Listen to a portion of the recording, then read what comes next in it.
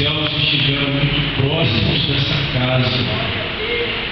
E essa presença ela foi sentida enquanto o trabalho foi tendo continuidade, enquanto as oportunidades foram distribuídas, e a voz de Deus ela foi ecoando nesse recinto, a voz de Deus foi trazendo vida, a voz de Deus foi trazendo cura, a voz de Deus foi confrontando a cada um aqui e abençoando a cada um de uma maneira muito especial. Dá uma olhadinha para a pessoa que está do seu lado e diga assim: não acabou. Não acabou. Deus ainda vai falar. Deus ainda vai falar. Abra sua Bíblia no livro do profeta Isaías, capítulo 6.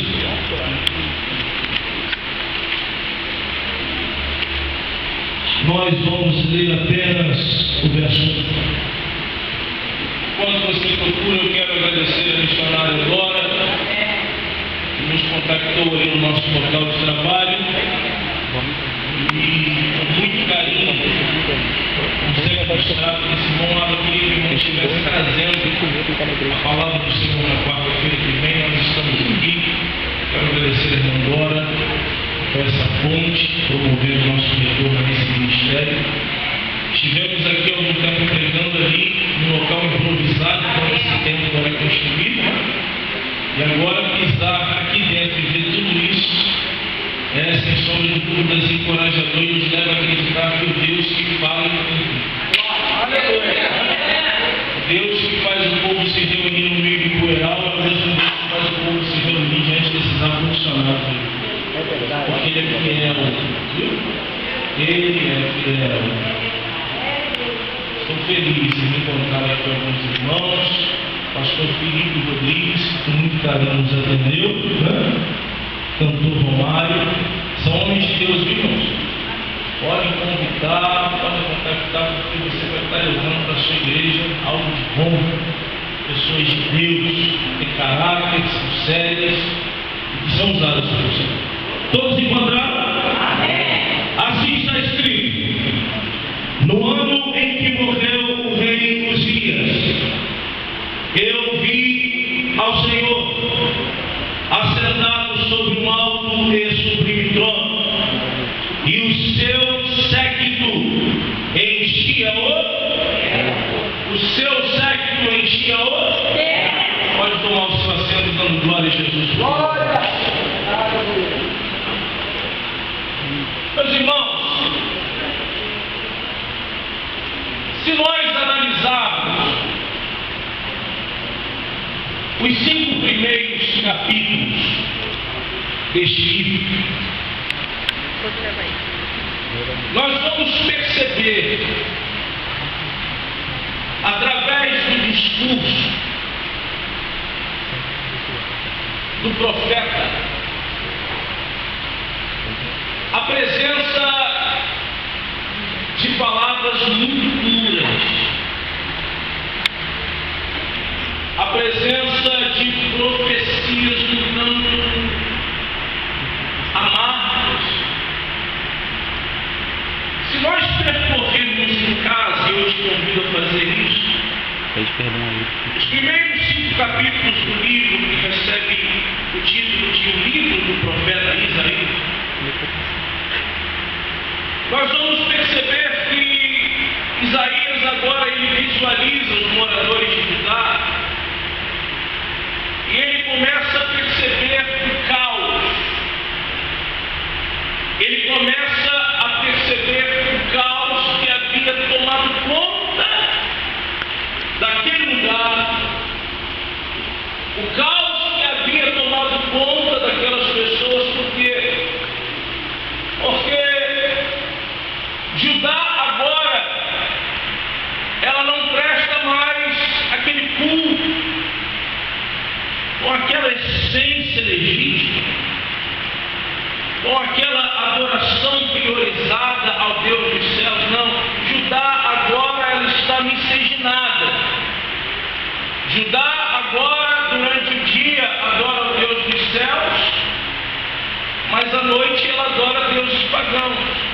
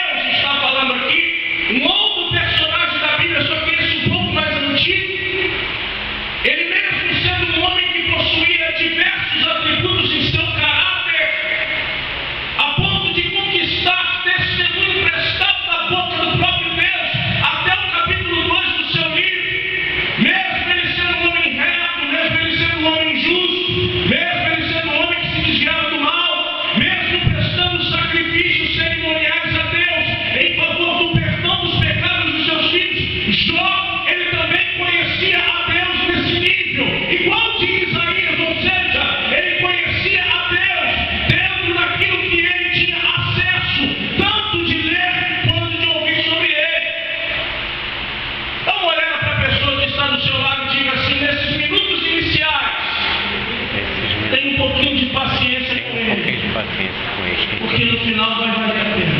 No final vai valer a pena.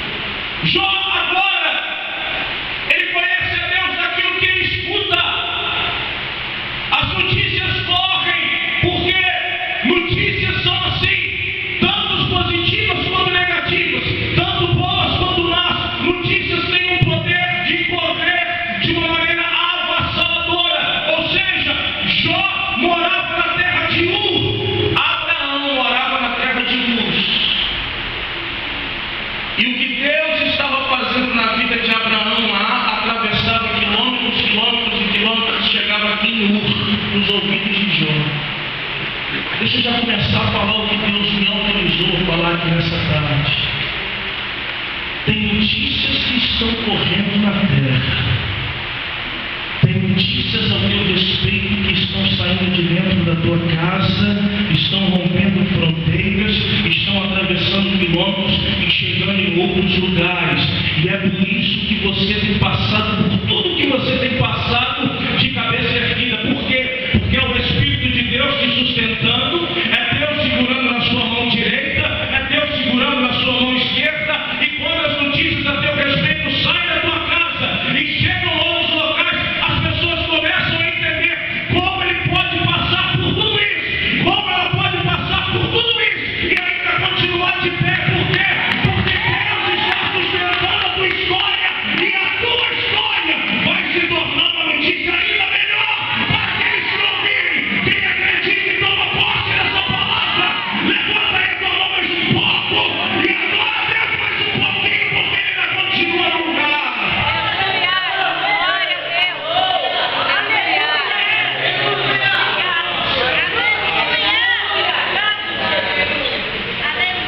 As notícias saem de Uz. As notícias saem de Ur e chegam em Uz.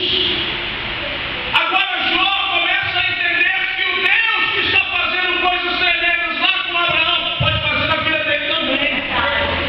Está entendendo por que Deus ainda está te segurando de pé em meio a tudo isso? É porque a tua história vai fazer muita gente querer conhecer o teu Deus. Você não entendeu? Eu não acredito não vai passar por isso. É porque a tua história vai fazer muita gente querer conhecer o teu Deus. Tem muita gente que vai falar assim: eu quero conhecer o Deus dela, eu quero conhecer o Deus dele, porque em meio a tudo isso ela continua de pé, em meio a tudo isso ele continua de pé. E se Deus está fazendo na vida dele, vai fazer na vida dele. Só que Jó, até o capítulo 2, ele conhecia Deus nesse nível também. Esse nível de ler sobre ele, esse nível de ouvir sobre ele. Mas sabe o que Deus faz? Quando Deus quer fazer com que o homem deixe de conhecê-lo em um nível e passe a conhecê-lo em outro nível, Deus vai colocar a pessoa no seu centro educacional. Ela passou por ele. Quando Deus quer que a pessoa deixe de conhecer em um nível, atravesse os limites e passe a conhecer em outro nível, o que Deus faz? Deus pega a pessoa e coloca ela no centro educacional. E o centro educacional de Deus é terrível. Não é nossa, o Espírito de Deus me revela que tem pessoas aqui que estão como essa irmã. Estão no centro educacional de Deus nessa tarde. O centro educacional de Deus nos traz lágrimas, irmãos. O centro educacional de Deus nos dá aquela vontadezinha de desistir. O centro educacional de Deus nos faz, por alguns momentos, pensarmos que Ele nos abandonou. O centro educacional de Deus traz ao nosso coração inúmeros questionamentos. Como? Por quê? Será? Como será? É assim o centro educacional de Deus. E Deus, quando quis fazer com que Jó passasse a conhecer um outro nível, e que Deus fez? Deus vira para um ser astuto e nojento, asqueroso, cujo nome dele é Satanás, que me odeia você, e diz assim: olha, eu vou autorizar que você faça algumas coisas, mas na vida dele você não toca. Olha a seriedade da revelação aqui. O centro educacional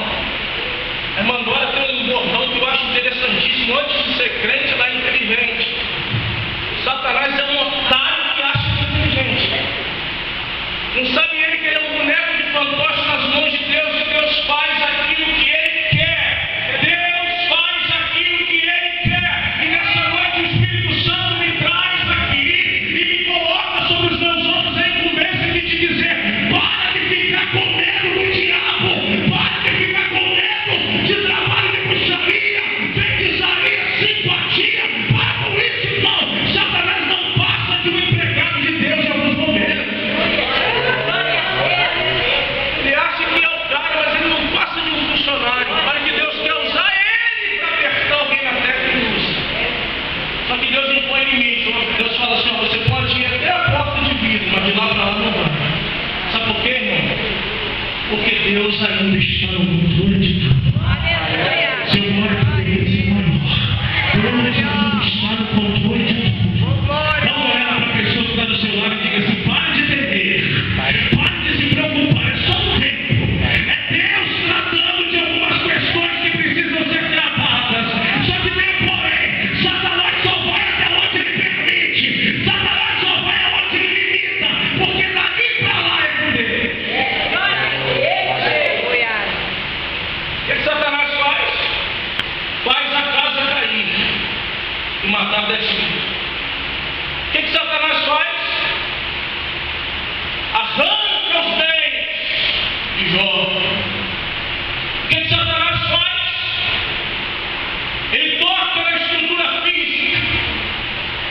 Para quê, irmão Alan? Para fazer o homem se sentar na cinza por um tempo. Você sabia que quando Deus quer fazer o homem conhecê-lo de uma maneira melhor, a gente vai se sentar na cinza por um tempo? Eu estou pregando para a gente que fica se sujando na cinza. O Espírito Santo me revela que tem gente que está suja na cinza, está sentada.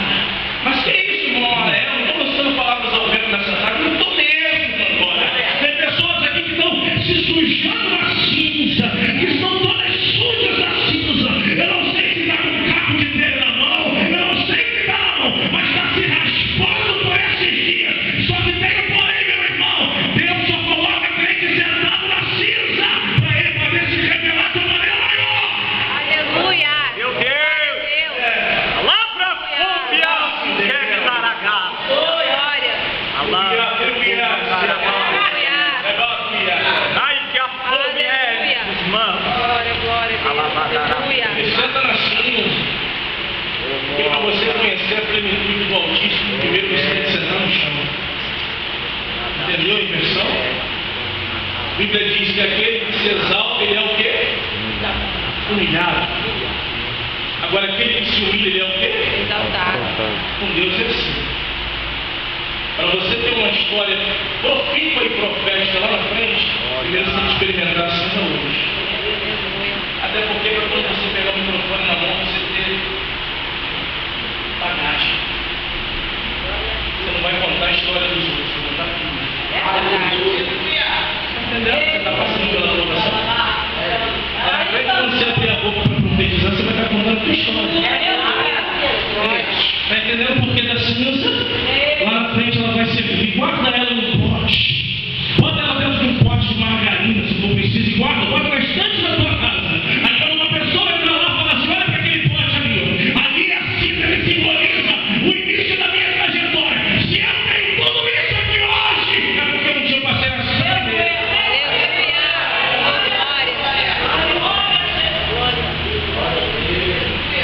Ele chega na cinza, só que ele está sentando na cinza para trocar de nível. Está entendendo, irmão? Porque em 25 dias é uma mudança de nível. Para hoje a senhora ter a intimidade que a senhora tem e viver as experiências que a senhora tem. Me prova, fala, vou te provar. Jó capítulo 42, verso 5. O que ele vai falar para Deus? Ele vai falar para Deus assim: olha, antigamente eu te conheci em um nível, agora mudou. Antes eu te conheci de ouvir falar, hoje os meus olhos estão onde? Te vendo. Vai chegar esse tempo na vida de gente que ouve. Vai chegar esse tempo na vida de algumas pessoas que estão nesse plenário aqui.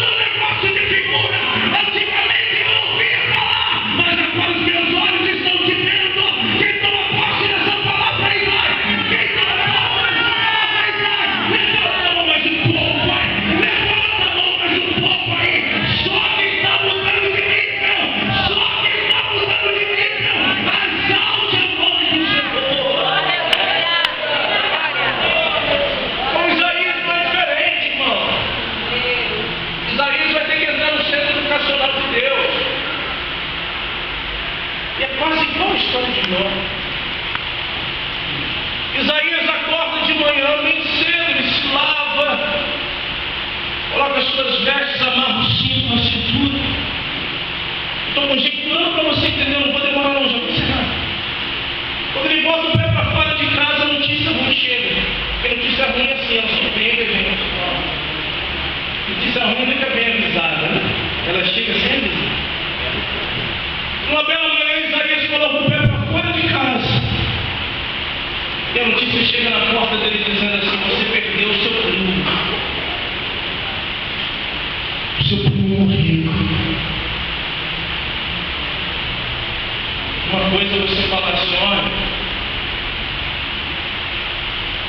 estou voltando para casa porque eu não consegui pegar o ônibus para ir para o trabalho. Outra coisa é você ser surpreendida por uma pessoa que vai chegar para você e dizer assim: olha, lembra daquele que você não amava e morreu. Sabe o que acontece com a gente diante de notícias desse efeito? A gente costuma perder o chão que a gente pisa. E o mensageiro vai dizer agora: Isaías, o seu primo que você tanto amava, o seu primo que permitia você profetizar no terceiro degrau do palácio. Em outras épocas, nenhum profeta fazia isso, nenhum rei de Israel. Flávio José diz isso. Isaías era o único, por quê? Porque era primo do rei Uzias. E Uzias dava a oportunidade de Isaías subir o terceiro degrau de pergaminho na mão e profetizar para ajudar. Por quê? Porque era o profeta que era honrado pelo primo. Agora, esse homem que tanto amava, que tanto venerava e respeitava, que o via como profeta, morre. Sabe o que acontece com isso? O chão do profeta some. E o profeta começa a fazer o que a gente faz quando certas notícias chegam na nossa vida. O que será de mim agora?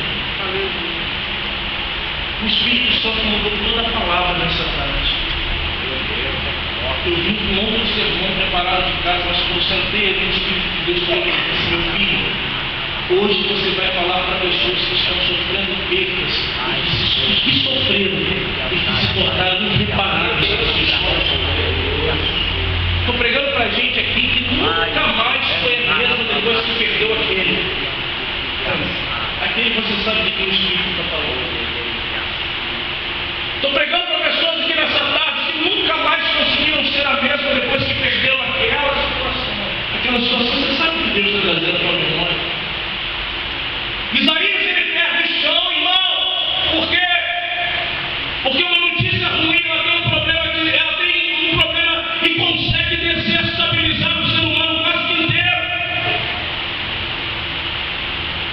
Você já ouviu uma notícia ruim? Uma pessoa já chegou para você te dando uma notícia desse nível, e você sabe do que eu estou falando. Eu estou vendo pessoas fazendo assim, comportando. Sabe por quê? Porque uma palavra com um efeito desse, ela tem o poder de desestabilizar toda uma estrutura.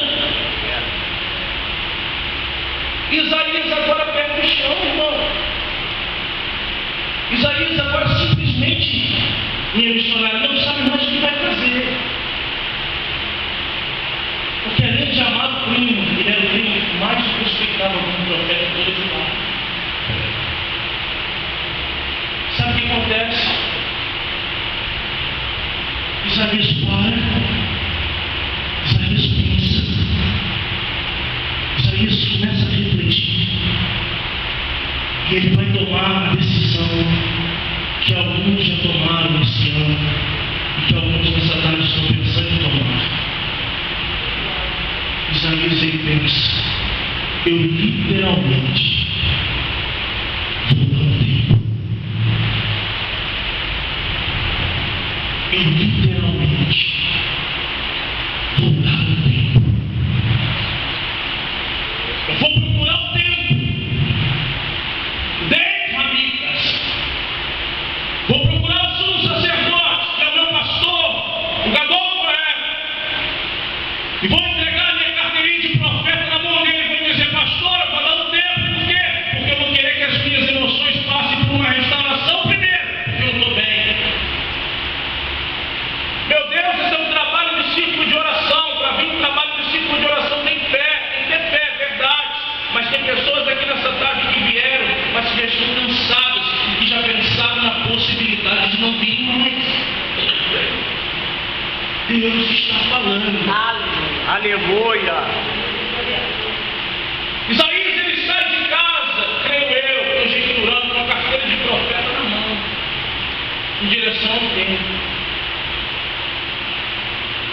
pensando ele que seria a última vez que entraria naquele lugar.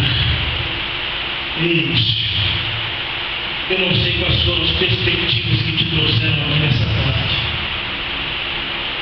Mas se você entrou pensando que isso aqui seria só mais um culto, você vai ser surpreendido até o término do mesmo salvamento. Porque há uma grande manifestação de Deus te aguardando aqui. Há uma grande manifestação de Deus aguardando você nessa tarde. E se prepare para viver talvez a maior experiência que você já viveu com Deus em toda a sua vida. Eu estou falando aqui de uma possibilidade que pode acontecer se você quiser que ela aconteça. Porque se você quiser essa tarde pode entrar para a galeria da tua história como a tarde do teu milagre, como a tarde da tua vitória, como a tarde da tua bênção. Você vai pegar o microfone como esse e vai dizer: naquela tarde do dia dos namorados, Deus me visitou naquela casa e o meu problema foi vencido porque Ele me deu vitória. Vai Isaías em direção ao templo, e quando ele pisa lá dentro, ele já sente a atmosfera do lugar diferente. Quando ele pisa lá dentro, disposto a colocar a carteira na mão do pastor e dar um tempo, ele vai viver a maior experiência de toda a sua vida. Ele vai viver a experiência que faria ele mudar de nível acerca do seu conhecimento de Deus. Eis, Deus sempre vai se revelar a você quando você não tiver mais forças. Deus vai sempre se revelar ao homem quando ele pensar assim: acabou. Deus vai sempre se revelar ao homem quando ele pensar assim: não tem jeito. Sabe por quê? Porque quando o homem chegar a esse nível, é porque ele nunca mais vai pensar em depender dos recursos humanos que ele tem à sua disposição. E quando a gente chega nesse nível, só nos resta Deus. Porque enquanto a gente não chega nesse nível, a gente tem irmão que pode orar para a gente. A gente tem um monte de azeite perto da nossa casa que a gente pode subir, que pode botar o nome no papel e pedir para alguém que sobe lá orar. A gente pode recorrer àquele dinheirinho que está guardado lá muito tempo, a gente começa na conta bancária para o futuro das nossas crianças. A gente pode recorrer a muita coisa, mas quando o homem chega a esse nível, ele só olha para o céu e diz assim: ó, eleva os meus olhos para os montes, de onde me virá o socorro? O meu socorro não vem de ninguém mais nessa terra, mas o meu socorro só vem dele, que criou os céus e a terra. Isaías, quando ele vai entrando no templo, ele percebe que o lugar está tomado por uma presença que antes ele nunca havia sentido. Quando ele olha para cima, eis, está entendendo porque o Espírito Santo usou esse cantor para dizer a você para erguer a sua cabeça? Porque o posicionamento dela vai definir a experiência que você vai ter com Deus. Se você continuar de cabeça baixa, você vai conhecer um Deus limitado. Agora, se você erguer a cabeça, você vai adentrar os santos dos santos e vai conhecer Deus que ainda não conheceu. Dá uma olhada para a pessoa que está do teu lado e diga assim: erga a cabeça, mulher. Erga a cabeça, varão. Cabeça varão. Isaías, ele ergue a cabeça. Quando ele ergue a cabeça, ele vê os céus abertos. Que é isso, Paulo? Como assim? Estou falando de um homem que nunca tinha visto o que viu. Mas só porque ergueu a cabeça, ele começou a ver o que ele nunca tinha visto antes. Quando ele ergue a cabeça, ele vê os céus abertos mais alto pináculo do templo. E quando ele vê os céus abertos, ele vai